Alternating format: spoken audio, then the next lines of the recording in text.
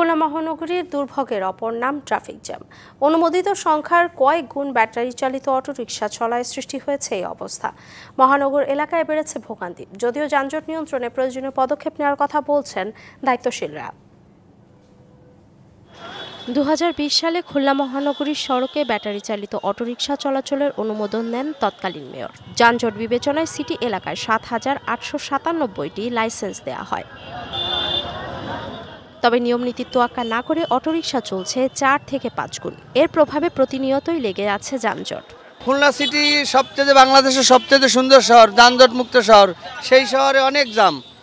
মনে করেন বিগত 2 বছর 5 বছর আগে এটা ছিল না। 3 হুইলার যে গাড়িগুলো যত্রতত্র ব্যবহারের একটা এতে তো যানজট হবেই। তাদের নাই কোনো প্রশিক্ষণ, তারা যার যেমন ইচ্ছা চালাচ্ছে।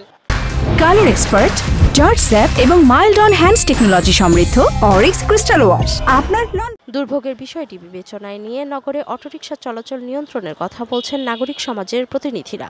ট্রাফিক যে কাজ করছে কিন্তু সে প্রত্যাশিত কাজগুলো তারা কিন্তু করতে পারছে না, যে কারণে যে এখন গ্রামের ফিটনেসবিহীন গাড়ি, লাইসেন্সবিহীন গাড়ি তারা শহরে এসে প্রচণ্ডভাবে যানজট সৃষ্টি করছে।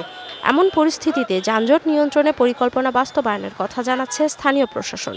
শহর কেন্দ্রিক মোটামুটি 6টা পয়েন্ট আমরা নির্ধারণ করি। সেখানে আমাদের স্পেশাল অ্যারেঞ্জমেন্ট নেওয়া আছে। আমাদের স্পেশাল অফিসার যারা ন্যূনতম একজন টিআইয়ের নেতৃত্বে আমরা এবং একজন এসিকে 2টা স্পট আমরা নির্ধারণ করে দিয়েছি। আমরা সিদ্ধান্ত নিয়েছি যে অটোগুলি সকাল সাদা চিহ্নধারীগুলি সকালবেলা চলবে 12টা বা 1টা পর্যন্ত, যেটা আমরা নির্ধারণ করে দিব।